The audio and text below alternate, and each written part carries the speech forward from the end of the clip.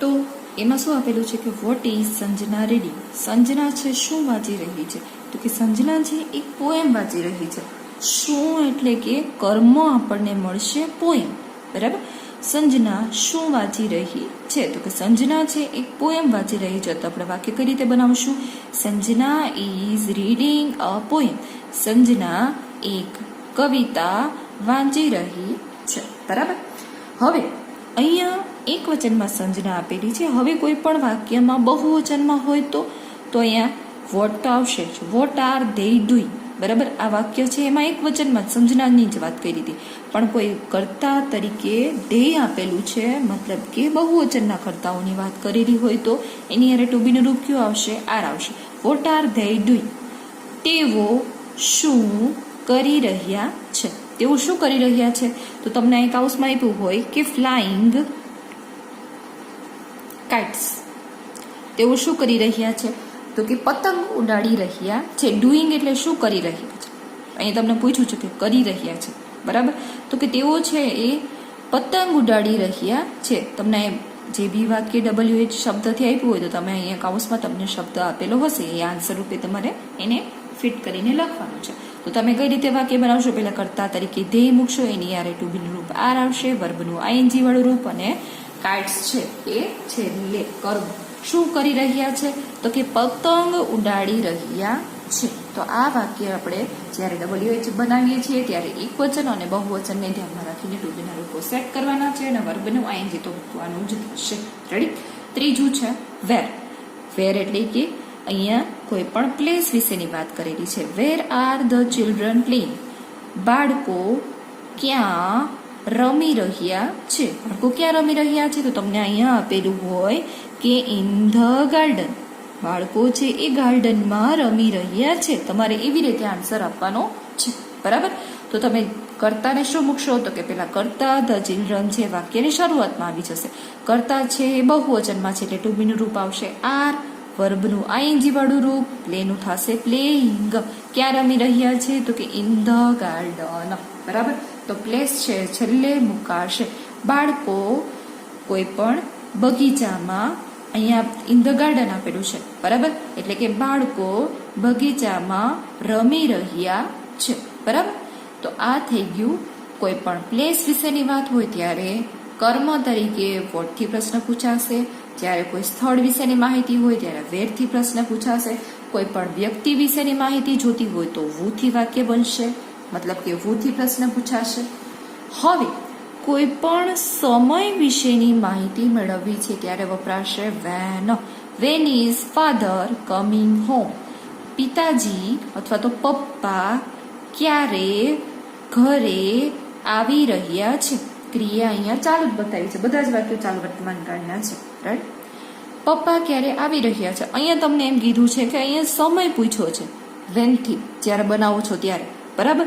6 o'clock 6 વાગ્યે છે ઘરે આવી રહ્યા છે. બરાબર. તો તમે કઈ રીતે વાક્ય બનાવશો? તો કે પહેલા તો ફાધર એક વચનમાં છે તો ટુ બીનું રૂપ આવશે ઇઝ, કમનું થશે કમિંગ. જો એ તમને ઓલરેડી વાક્યમાં કમિંગ આપી દીધું છે તો એ લખી જ દેવાનું. બરાબર. Father is coming home. પછી જે પણ સમય આપેલો છે એ કેટલા વાગ્યાનો સમય છે? તો કે 6 વાગ્યાનો સમય. એક્ઝેક્ટ 6 વાગ્યા.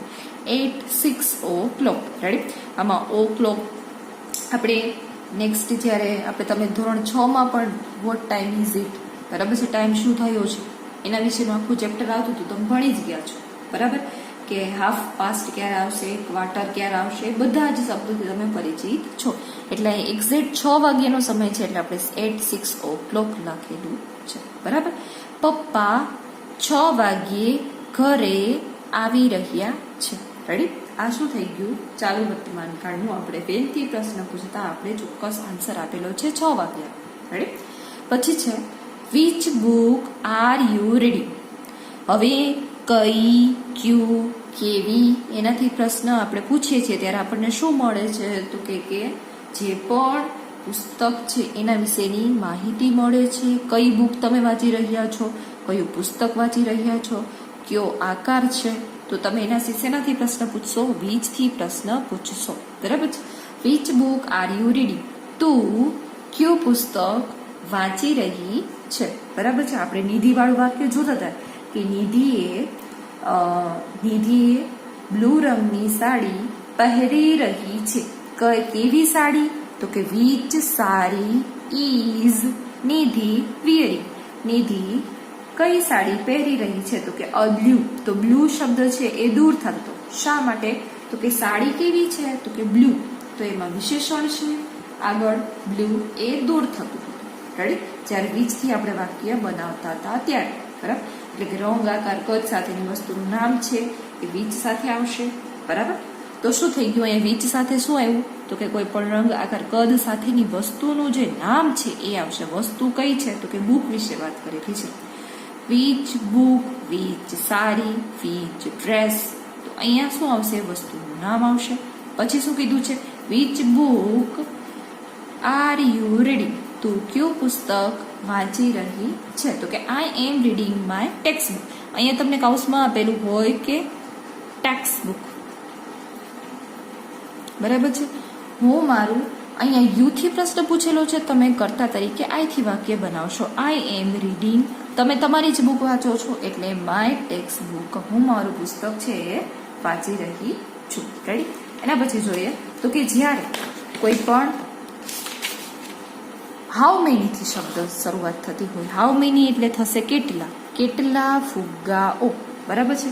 કેટલા ફુગ્ગાઓ ખરીદી રહી છો, અથવા તો તમે કેટલા ફુગ્ગાઓ ખરીદી રહ્યા છો.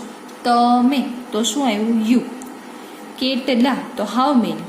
ખરીદવું એટલે બાય, અને બાઈંગ એટલે ખરીદી રહ્યા. બરાબર? તમે કેટલા ફુગ્ગા ખરીદી રહ્યા છો. તો તમને અહીં કાઉસમાં આપેલું હોય કે 10. કેટલા તો માત્ર ને માત્ર તમે અહીંયા હાઉ મેનીથી પ્રશ્ન પૂછો છો ત્યારે માત્ર ને માત્ર અહીંયા કાઉસમાં તમને સંખ્યા જ આપેલી હશે. કેટલા ફુગ્ગા? તો કે 10. તો અહીંયા 10 છે એ તમારે વાક્યનું આન્સર થશે.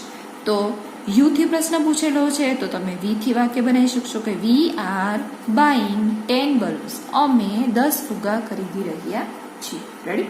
એના પછી જોઈએ how many girls are skipping? કેટલી છોકરીઓ કૂદી રહી છે. સ્કીપિંગ એટલે કૂદી રહ્યું. આપણે દોરડા જે કૂદીએ છીએ એને સ્કીપિંગ કહીએ છીએ. બરાબર? તો અહીંયા તમને આપેલું હોય કે 1. એક જ ગર્લ છે એ ખરીદી, મતલબ કે સ્કીપિંગ કરી રહી છે, કૂદી રહી છે. તો તમે આન્સરમાં શું લખશો? તો કે હાઉ મેનીની જગ્યાએ તમને સંખ્યા આપી દીધી કે 1. તો આ લખશું 1 ગર્લ ઇઝ સ્કીપિંગ. એક છોકરી શું કરી રહી છે? દોરડા કૂદી રહી છે અથવા તો કૂદી રહી છે. બરાબર? હવે એના પછી જોઈએ તો કે જ્યારે હાઉ મચથી હોય તો હાઉ મચ મતલબ કે કોઈ પણ લિક્વિડ ફોર્મમાં, પ્રવાહીમાં કોઈ વસ્તુ આપેલી હોય ત્યારે આપણે શું કરીશું? તો કે હાઉ મચથી બોલીશું. મતલબ કે કોઈ લિક્વિડ ફોર્મમાં દૂધ છે, કેરોસીન છે, વોટર છે, તો આ બધા જ કેવા ફોર્મમાં છે? તો કે લિક્વિડ ફોર્મમાં. મતલબ કે લિક્વિડ ફોર્મ મતલબ કે પ્રવાહી સ્વરૂપ, દ્રવ્યમાન હોય. બરાબર? તો ત્યારે આપણે શેનો ઉપયોગ કરીશું? તો કે હાઉ મેનીનો ઉપયોગ સંખ્યા માટે, હાઉ મચનો ઉપયોગ કોઈ પણ પ્રવાહી માટે થશે. બરાબર? તો how much water is Nitin drinking? Nitin છે એ કેટલું પાણી પી રહ્યો છે. પાણી તો વોટર માટે વાપરેલું છે હાઉ મચ. બરાબર? ડ્રિંકિંગ એટલે પી રહ્યું. બરાબર? અહીં એમ કીધું હોય કે how much water is Nitin drinking? Nitin છે કેટલું પાણી પી રહ્યો છે. તો અહીંયા તમને એમ કીધું હોય કે લોટ ઓફ, ઘણું બધું, પુષ્કળ પ્રમાણમાં. બરાબર? અ લોટ ઓફ એટલે કે પુષ્કળ પ્રમાણમાં અથવા તો ઘણું બધું પાણી પી રહ્યું છે. બરાબર? તો શું આવશે? નીતિન. ત્રીજો પુરુષ એક વચન છે અને એક વચનમાં જ કરતા આપેલું છે એટલે એની યારે શું આવશે? ઇઝ આવશે. ડ્રિંકનું થશે ડ્રિંકિંગ. નીતિન શું પાણી? તો કે પાણી પી રહ્યો છે. કેટલું પાણી પી રહ્યો છે? તો કે ઘણું બધું પાણી પી રહ્યો છે. તો Nitin is drinking a lot of water. બરાબર? વોટર તો ઓલરેડી આપેલું જ છે તો એ તો આવશે જ. કેટલું? તો તમને શું મળ્યું? અ લોટ ઓફ. રેડી? સમજાય છે બધાને? તો આ રીતે આપણે WH વાક્ય છે એ બનાવી શકીએ છીએ. નેક્સ્ટ લેક્ચરમાં મળીશું આપણે એક્સરસાઇઝમાં, જાતે સોલ્વ કરવાનો પ્રયત્ન કરીશું. ત્યાં સુધી bye, take care, thank you.